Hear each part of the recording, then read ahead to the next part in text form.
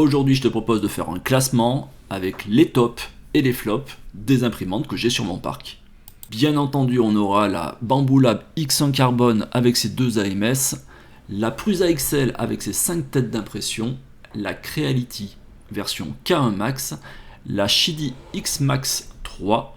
Ensuite, on aura la seconde Bambu Lab, la version A1 Mini avec son AMS version Light, la version Adventurer 5M Pro de Flashforge, et puis on va aussi découvrir la dernière SK1 de Two-Tree. Alors ça va faire du job, je te propose qu'on regarde tout ça juste après le générique. C'est parti pour les tops et les flops.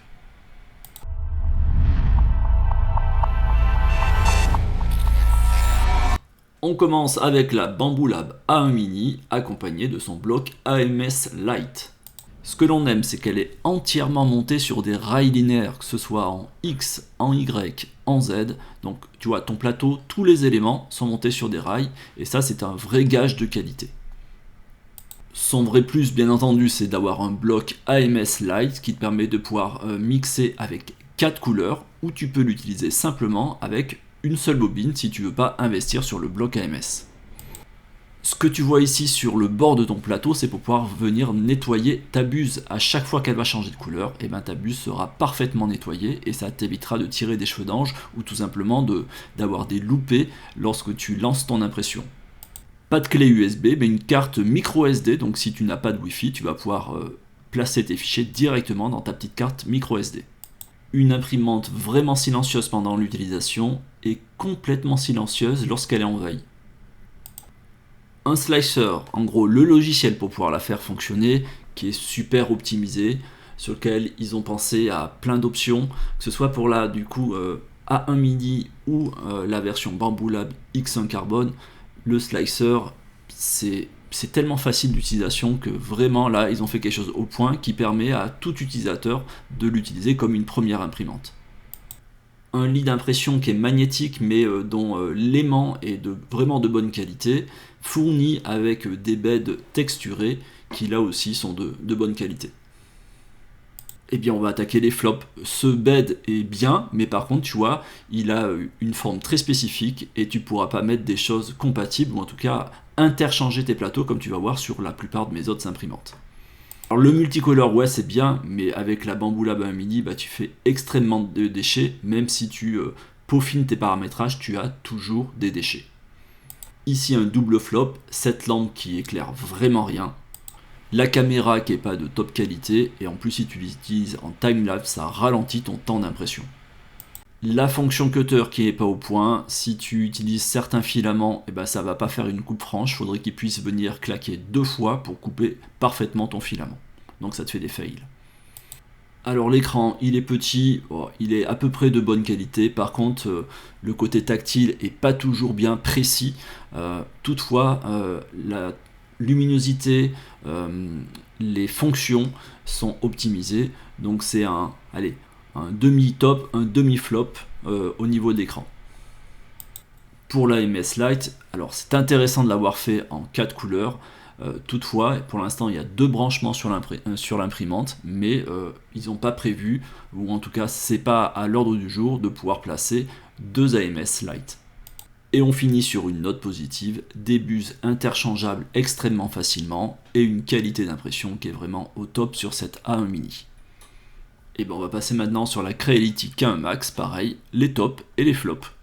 Le volume d'impression, forcément 300 par 300 par 300, alors je ne l'ai pas dit sur la A1 Mini qui était 180 par 180 par 180. Une assistance électronique, ce qu'on appelle le LIDAR, c'est un scanner qui va vérifier si ta première couche est de qualité et si elle est parfaite, et t'avertir si c'est pas le cas. C'est une imprimante fermée, complètement fermée, donc tu vas avoir un extracteur d'air qui va avoir un bloc à charbon derrière, et ici tu as un énorme ventilo pour pouvoir souffler sur ta buse. L'air est éjecté donc dans ce filtre, c'est un filtre à charbon actif que tu pourras changer régulièrement. Une prise RJ45, par contre un bouton mal placé au niveau de l'alimentation, en tout cas pas très accessible. Une caméra qui aura une double fonction, à la fois te permettre de faire des timelapses et des vidéos, mais aussi pouvoir surveiller ton impression si tu actives l'intelligence artificielle et éviter les fails. Tu pourras lancer tes impressions soit avec une clé USB ou directement en Wi-Fi avec ton imprimante.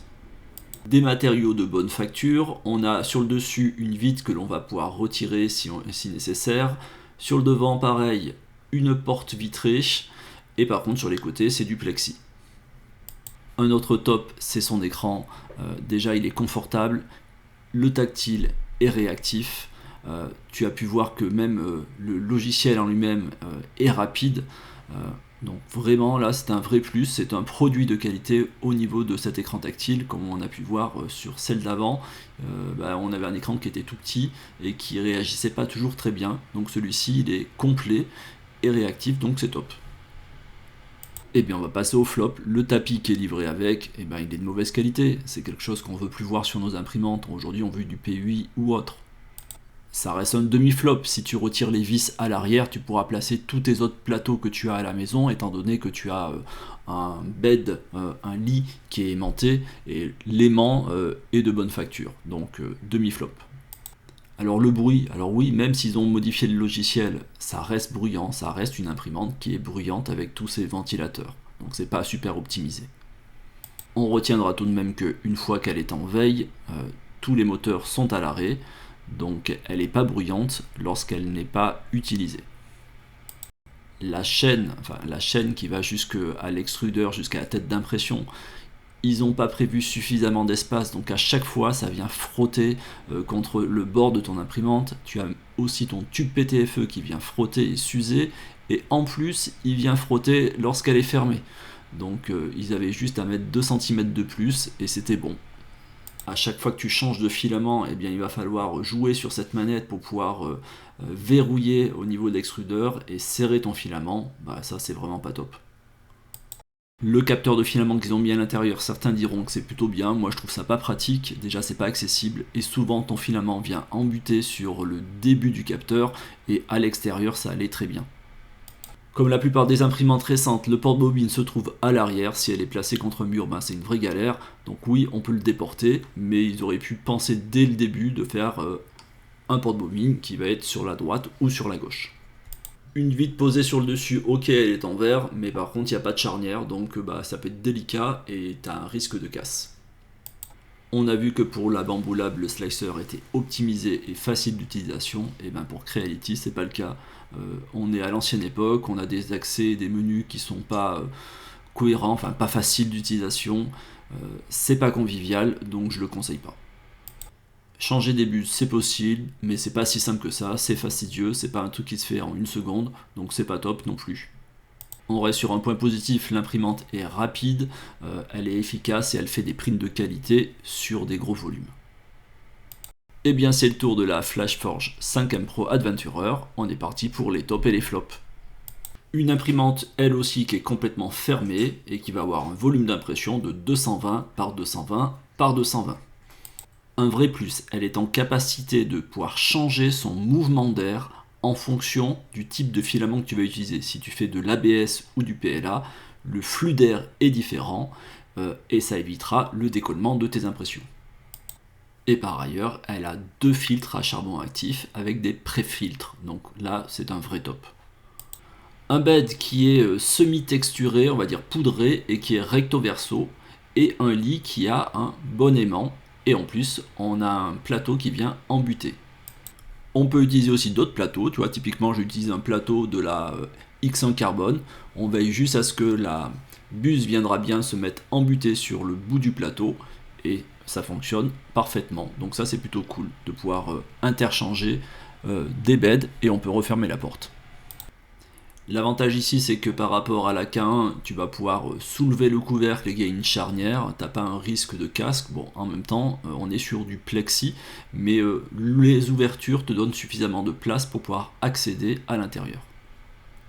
Certains n'aiment pas, moi je trouve que c'est un vrai plus, pour pouvoir changer de filament on a juste à couper le filament, retirer le tube TFE qui n'est pas emboîté, enfin pas clipsé, ça se retire simplement, et du coup c'est super facile en fin d'impression de pouvoir retirer ton filament.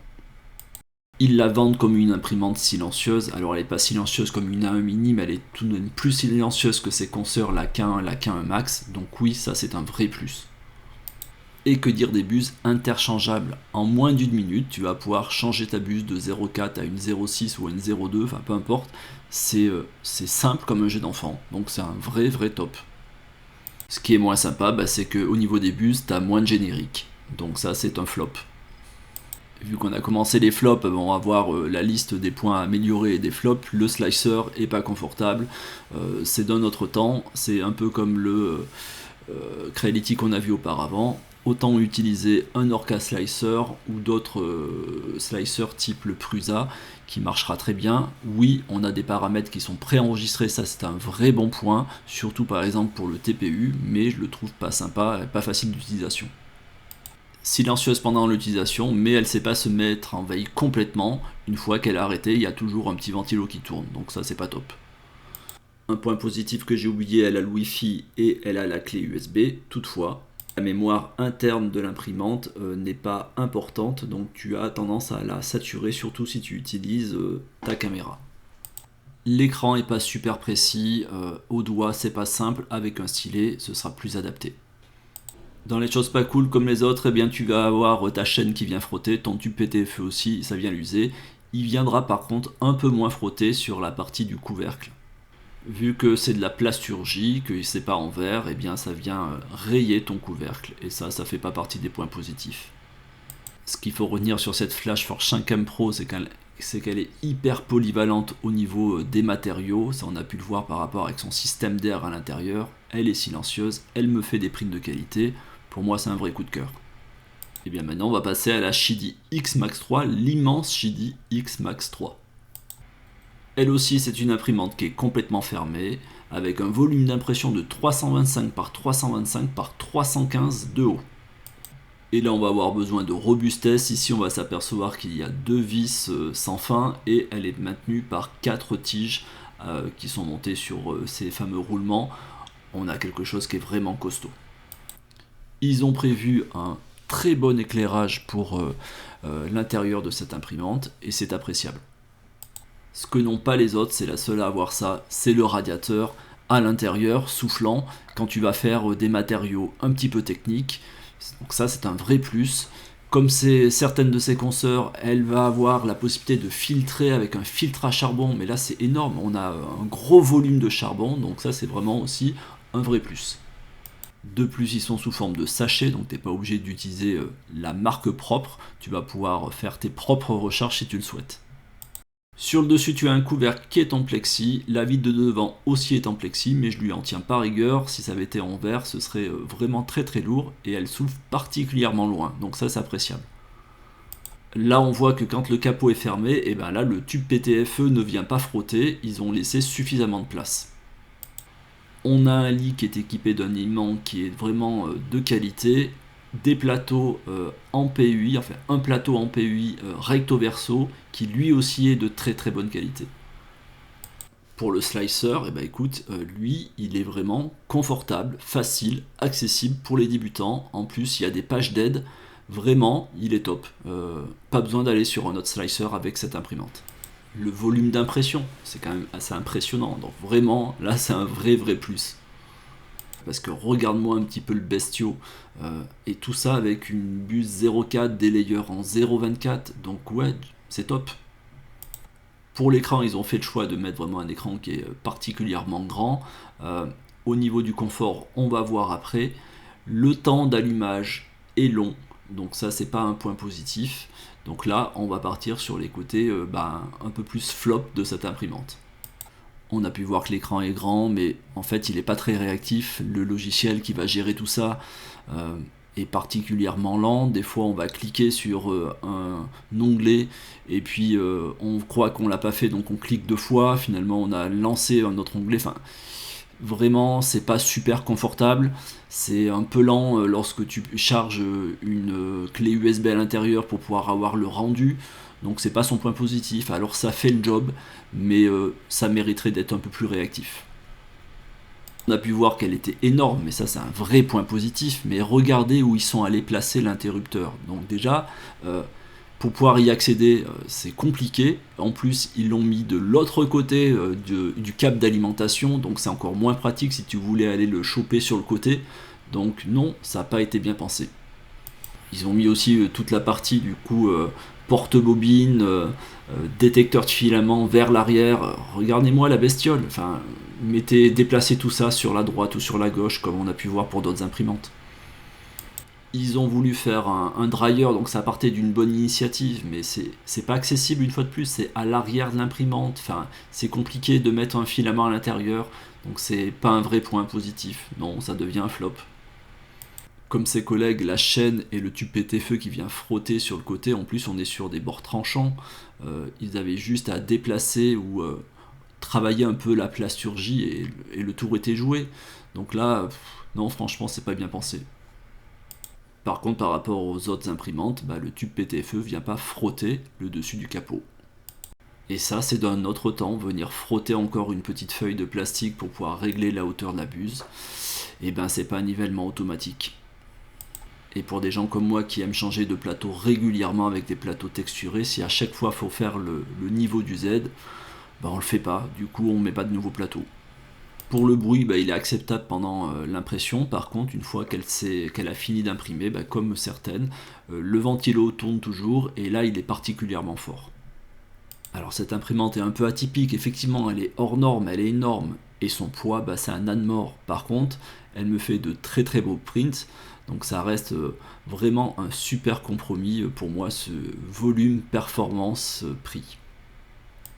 Il est temps de parler de la petite nouvelle qui vient d'arriver sur le marché, ça s'appelle la SK1 et elle est distribuée par Tootry. Alors ici on est sur une imprimante qui est dit ouverte, tu as vu, il n'y a pas le capot sur le côté, il n'y a pas la vide devant, enfin en tout cas pour l'instant, et c'est un format d'impression 256 par 256 par 256. Et nous voici pour les tops et les flops. On commence par les tops. Enfin une imprimante sur laquelle ils ont pensé à l'accessibilité avec un bouton marche arrêt sur le côté, la clé USB, tous les éléments sont au même endroit sur le côté droite et ça c'est cool. L'éclairage est plutôt de bonne qualité, il est presque bleu mais ça éclaire fort. Et là où elle va se distinguer, c'est qu'elle est entièrement montée sur des rails linéaires, qu'on soit en X, en Y, et sur le Z c'est un peu atypique, il y a 3 moteurs qui permettent de faire bouger ce plateau avec des rails linéaires à droite et à gauche, la vis sans fin à l'arrière, là il n'y a pas de rails linéaires, mais la conception est vraiment bien pensée. Le châssis est entièrement en alliage, donc il est hyper robuste. Oui, j'avais fait le guignol en montant dessus pour faire comme eux dans la vidéo, mais oui, c'est vraiment costaud et il y aura la possibilité plus tard de pouvoir la fermer. Ils ont prévu les emplacements. On a vu qu'elle était bien pensée au niveau des rails linéaires, de la robustesse. Par contre, pour l'électronique, on est sur quelque chose d'ancienne génération. Alors ça peut avoir son charme pour ceux qui s'y connaissent déjà pas mal et qui veulent apporter des modifications électroniques ou techniques, mais pour une personne qui débute, ce sera un peu plus complexe parce que si on veut la rendre un peu plus silencieuse, si on veut améliorer l'interface, faire pas mal de modifications, il faut déjà avoir des connaissances. Toutefois, c'est ce qui fait son charme. Elle est complètement ouverte, tu vas pouvoir faire plein de choses avec. Donc, et on voit tout le monde la bricole parce qu'elle n'est pas complètement finie d'un point de vue électronique au niveau des firmware, etc. La particularité de cette imprimante, c'est d'avoir 3 moteurs pour faciliter le nivellement en Z. C'est pour ça qu'ici on voit un triangle. Sur chacun des moteurs, tu as des vis sans fin et les 2 vis de devant sont accompagnées d'un rail linéaire. L'idée, c'est que si tu as un plateau qui est désaxé, il va pouvoir faire cette fameuse gestion sur chacun des moteurs, facilitant ainsi l'alignement sur le Z.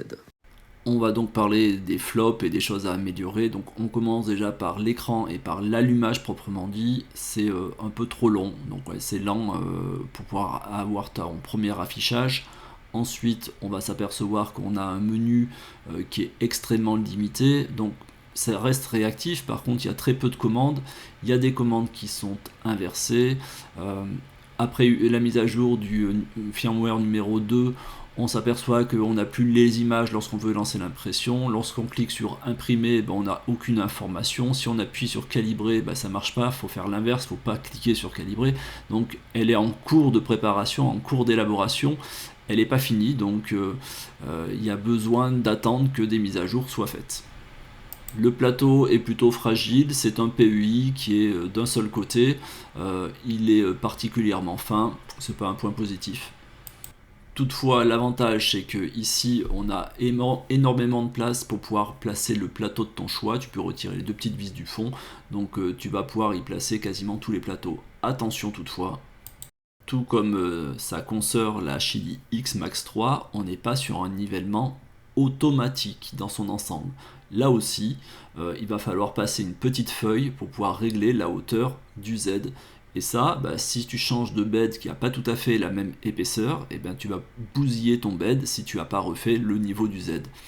À ce jour, c'est un peu dommage, elles sont en semi-automatique au niveau de l'auto-nivellement, et c'est dommage, en 2024, on devrait avoir quelque chose qui est un peu plus d'actualité. Ce qui n'est vraiment pas son fort, c'est le bruit. Tu as un bruit, donc un ventilo qui est tout le temps allumé au niveau de la tête. Tu as des ventilos sous la carte mère qui sont plutôt bruyants, un ventilo au niveau de la lime. Bon, tu as vu, j'ai fait une vidéo qui te montrait comment on peut réduire le bruit de certains ventilos, mais ça reste une imprimante qui est bruyante. Pour les changements de filaments, là j'ai démonté le tube PTFE pour te montrer que c'était pas très accessible, mais en fait c'est surtout qu'elle est particulièrement lente, elle va écouler énormément de filaments pour pouvoir en placer un nouveau, et elle n'est pas rapide, donc une fois de plus c'est une histoire de réglage qui va arriver avec le temps, mais à ce jour elle est lente. Pour les slicers, alors j'aurais pu le mettre du côté positif parce qu'elle est complètement ouverte, tu vas pouvoir travailler avec Orca, avec Cura, etc. Mais à ce jour, vu que elle est un peu trop nouvelle sur le marché, les profils sont pas encore tous bien préparés, donc heureusement il y a une communauté, puis il y a des gens actifs qui ont fait plein de profils, donc mitigé parce que la marque aurait dû préparer tout ça correctement avant de le mettre sur le marché. Pour finir pour cette imprimante, ce qu'on veut d'une imprimante, c'est qu'elle imprime des choses de qualité. Donc oui, elle imprime parfaitement bien, elle est rapide, elle est efficace, mais on a compris qu'elle n'était pas finie d'être préparée au niveau des firmware et que les composants électroniques sont un peu vieillissants pour cette imprimante qui aurait pu avoir vraiment un super potentiel. Donc un bon compromis, mais pas pour un débutant. Allez, on va passer sur la X1 Carbone de Bambu Lab, que tout le monde connaît au moins de nom. On fait le tour des tops et des flops. On est sur une imprimante, une fois de plus, qui est complètement fermée et qui va avoir un volume d'impression de 256 par 256 par 256. Allez, son vrai top, c'est d'avoir des AMS pour pouvoir placer des bobines. Donc tu as 4 bobines par AMS et tu vas pouvoir placer 4 AMS, donc jusqu'à 16 couleurs pour ton imprimante. Du fait que ce soit une imprimante qui est leader sur le marché, t'imagines bien qu'il y a des tonnes de plateaux et des tonnes d'accessoires qui sont disponibles pour cette imprimante, donc du coup ça devient un vrai plus. Le plateau d'origine est de bonne qualité. Effectivement, on est sur des textures que j'apprécie moins parce qu'on est sur des plateaux à froid et un autre qui va être un peu granuleux, mais ça reste de la bonne qualité. La tête d'impression est montée sur des tiges qui vont être en carbone, et ça effectivement ça se voit pas trop sur les imprimantes, en tout cas sur les imprimantes du marché, elles sont peu à avoir ce type de système, donc c'est un vrai gage de qualité. Elle a aussi son système pour pouvoir nettoyer la buse avant de lancer un nouveau filament, donc ça c'est plutôt intéressant. Ça permet effectivement de toujours pouvoir partir avec une imprimante qui est propre au niveau de la buse et de éviter de tirer du fil un peu partout dans ton imprimante. Tout comme la K1 Max, elle va avoir un lidar qui est là pour analyser si ta première couche est parfaite, donc c'est une option que tu vas pouvoir activer ou non lorsque tu lances tes prints. La vitre du dessus est en verre, la porte aussi, elle va avoir un angle d'ouverture suffisamment grand et les matériaux sont de bonne facture.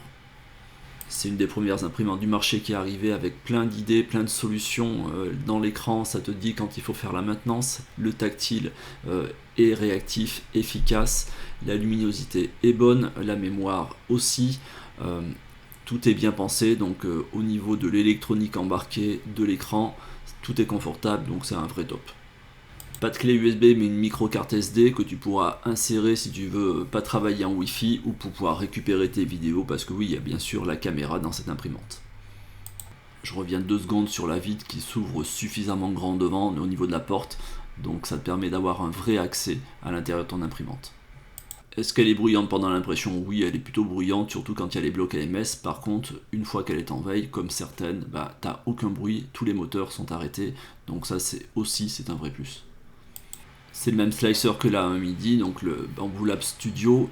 c'est facile, c'est accessible, c'est bien pensé, il y a des aides, tu peux accéder aussi à des fichiers qu'ont préparé la communauté pour directement l'envoyer dans ton imprimante. Donc ça fait que évoluer en plus, il y a une vraie communauté, les ingénieurs ont fait du super boulot, donc c'est un vrai plus. Allez, on passe dans les choses qui sont moins sympas. Tout se passe à l'arrière de l'imprimante. Si on avait une bobine seule, les câbles, la partie hub pour gérer les AMS, les déchets donc, de l'impression lorsqu'elle change de filament.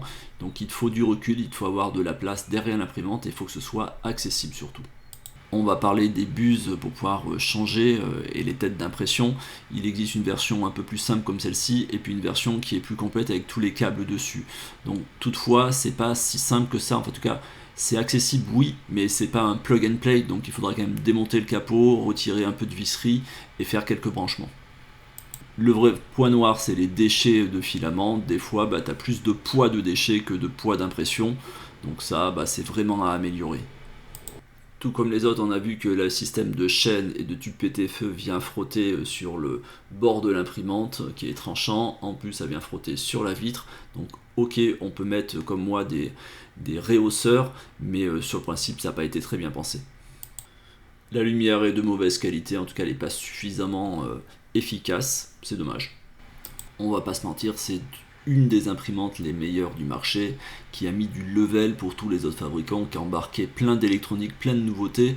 Donc effectivement, d'autant plus c'est une imprimante sur laquelle les 99% des prints passent crème. Donc c'est un peu l'imprimante qui a apporté la révolution dans le monde du 3D couleur. Toutefois, ça reste un budget. Il y a ces petites sœurs qui fonctionnent aussi plutôt bien. À voir ce qu'ils vont nous sortir prochainement. Et bien on va finir avec la Prusa XL 5 têtes. Donc c'est une imprimante bien entendu hors norme. Il va être difficile de pouvoir la mettre en concurrence avec les autres imprimantes qu'on a vues. Toutefois, comme toute imprimante, elle a des parties qui sont top et il y a des choses qui sont un peu plus flop et qu'il faudra améliorer. Et je te propose de découvrir ça tout de suite. Bon, déjà, il faut dire ce qu'il en est. Elle en impose et son volume d'impression est de 360 par 360 par 360 avec 5 têtes d'impression. Alors, pour ceux qui veulent faire des comparaisons entre des Bambu Lab ou la future Frozen qui fait du multicolore avec une Prusa XL, ce n'est pas comparable. Là, on a 5 têtes d'impression, donc du coup, tu oublies l'idée de... Tu as plusieurs filaments qui passent dans une seule tête, donc ça nécessite de le nettoyer à chaque fois, de faire couler le filament pour pouvoir faire arriver la nouvelle couleur. Là, à chaque fois, tu as une bobine, une tête, donc plus de tour de purge, pas de nécessité à extraire du filament pour pouvoir ensuite continuer ton impression. Donc là j'ai fait un exemple avec cette vidéo sur lequel notre Deadpool a été fait sans tour de purge, sans rien, donc plus de déchets, et c'est là toute la différence de la Prusa XL. Elle est entièrement montée sur des rails linéaires, qu'on soit en X, en Y ou en Z, avec des matériaux qui sont robustes et d'une qualité qui est la qualité Prusa pour ceux qui connaissent. C'est pas pour rien qu'ils ont été leaders du marché pendant de nombreuses années. Un plateau chauffant qui est segmenté, ça veut dire que à chaque carré que tu vois, ce sont des zones de chauffe. Si tu fais un print juste sur un endroit sur la droite par exemple, ça chauffera que cette zone là, donc finalement ça va consommer moins d'énergie. On regarde comment ça se présente dessous, du coup tu as une carte électronique qui va gérer chacun des segments. Une fois de plus, on est sur un montage plutôt impressionnant. On a parlé qu'elle avait 5 têtes d'impression, donc on appelle ça des nextruders. C'est un peu comme si tu avais finalement 5 imprimantes en une. Tu auras ton bloc de chauffe, ton extrudeur, tu auras tous les éléments que tu trouves sur n'importe quelle imprimante. Sur chaque tête d'impression, c'est la même chose. Donc tu vois, tu vas pouvoir les déclipser, c'est aimanté. Et tu as du coup la mécanique que l'on va voir de l'outil. Ça vient chercher l'outil, le reposer et chercher un autre outil à chaque fois. On regarde ça en vidéo.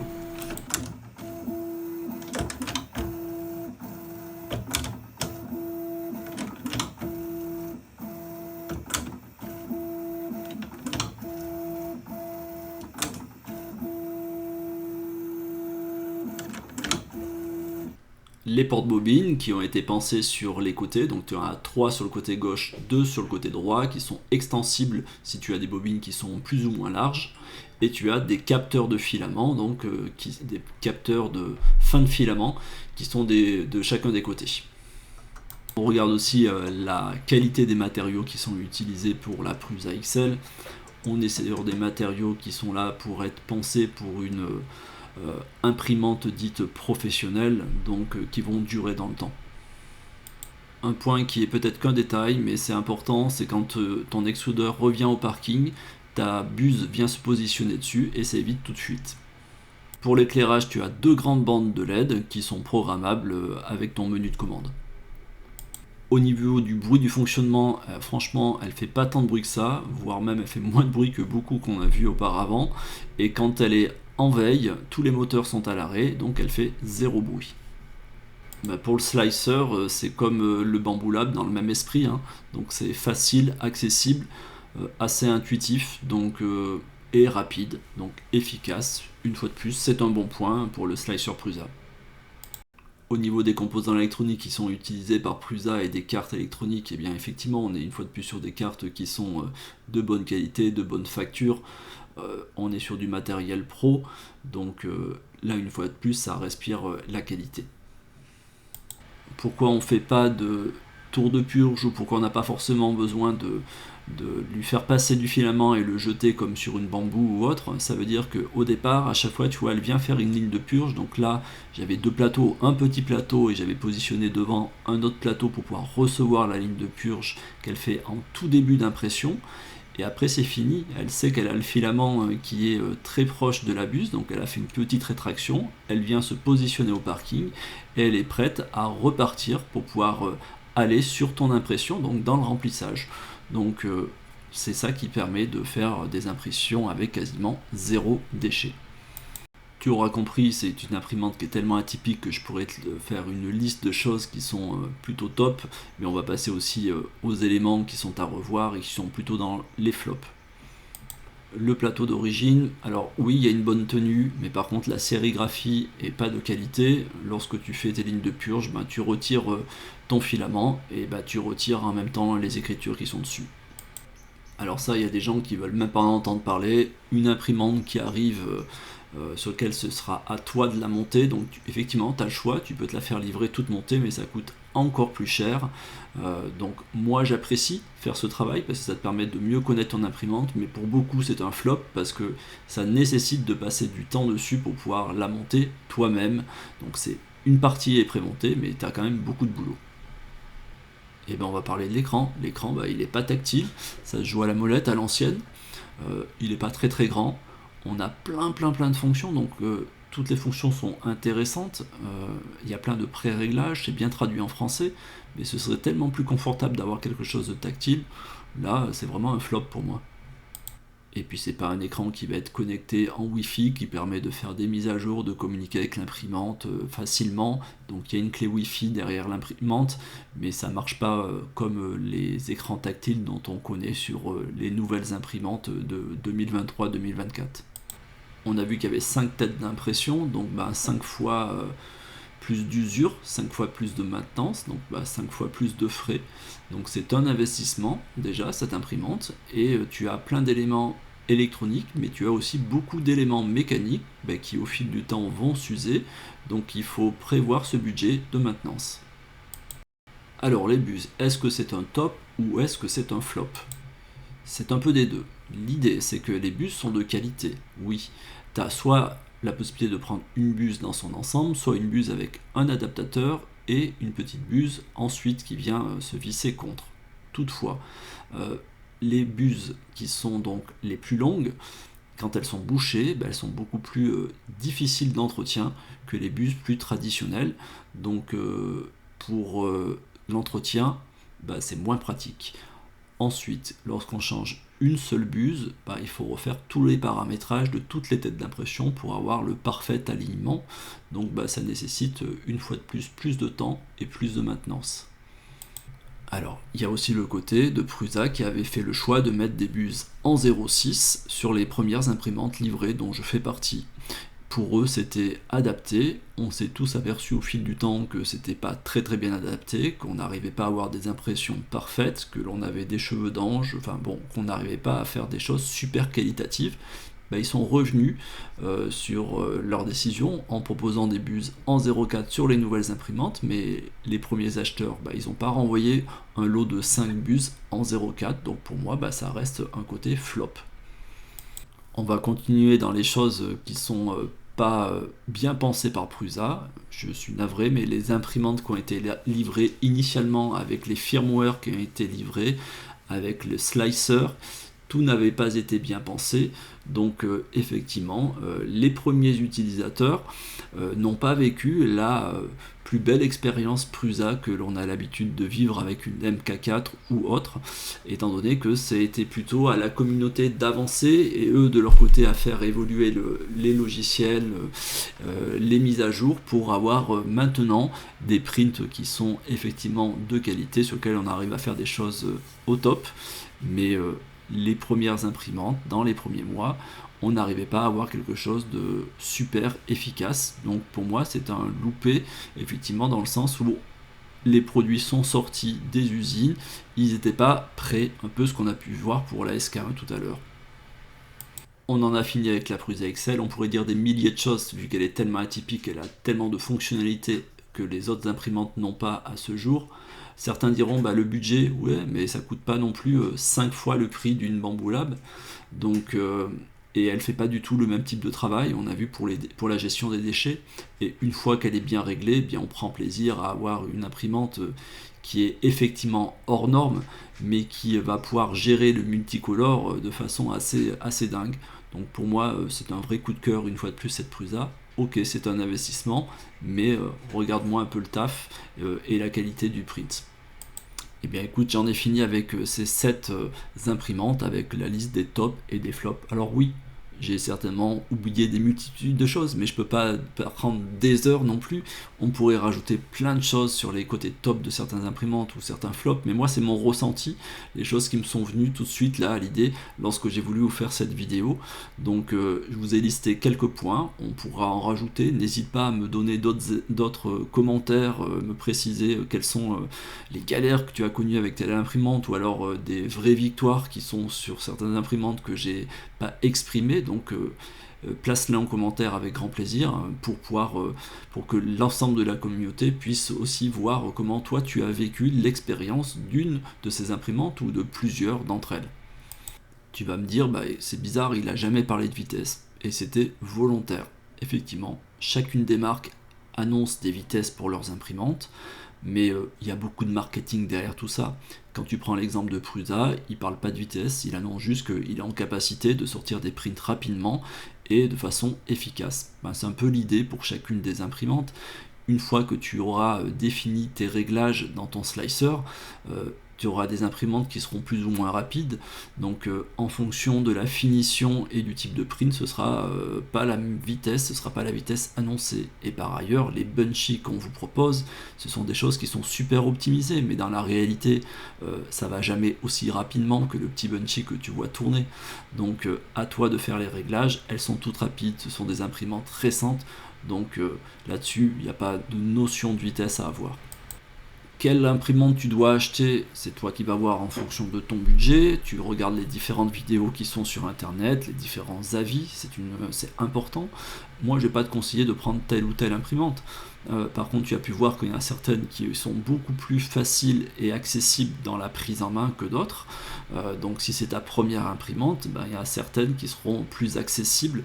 Alors pas forcément d'un point de vue finance, mais plus accessibles d'un point de vue fonctionnalité. Donc à toi de voir et de peser tous ces pour et tous ces contre pour savoir si tu dois partir sur telle et telle imprimante. Le volume de l'imprimante, ça je pense que c'est pas le plus important, étant donné qu'aujourd'hui on peut faire des découpes de pièces et ensuite les assembler. Bon, moi je suis pas fan du post-traitement, donc j'aime les imprimantes gros volume qui permet de sortir une pièce et une seule qui est finie, et j'aime pas faire du ponçage et faire de la peinture et faire toutes ces choses là. Donc pour moi, l'intérêt d'avoir des imprimantes gros volume, c'était important pour moi. Donc voilà, typiquement une notion des choses. Si tu veux si tu es un peu dans le même esprit que moi et que tu veux pas faire de post-traitement, bah, la notion de volume aura son importance. Il est temps de conclure cette présentation de ces 7 imprimantes. Alors bien sûr, des commentaires avec des j'aime, c'est encourageant et surtout en fait ça permet d'avoir un meilleur référencement sur les réseaux et sur YouTube. Donc oui, avec grand plaisir, et n'hésite pas à poser toutes les questions, j'y répondrai dans les meilleurs délais. Alors j'ai un contenu un petit peu différent sur TikTok et sur Instagram, alors des fois avec des impressions artistiques, ou alors des fois je te montre des concepts, ou alors je montre des choses un petit peu atypiques, donc avec grand plaisir si tu souhaites me rejoindre, ça s'appelle toujours pareil, c'est Art 3D Choix ou Atelier Art 3D Choix. Tu retrouveras dans la description l'ensemble des liens pour savoir où trouver ces imprimantes. Certains liens sont accompagnés de codes promo. Si tu vois qu'ils sont plus d'actualité, ben, tu me pousses un petit message et j'essaye de regarder si j'ai quelque chose de plus récent ou alors si le prix a changé. Et puis moi, en attendant, je vous dis amusez-vous bien avec vos nouvelles imprimantes et puis à très bientôt les artistes. Merci.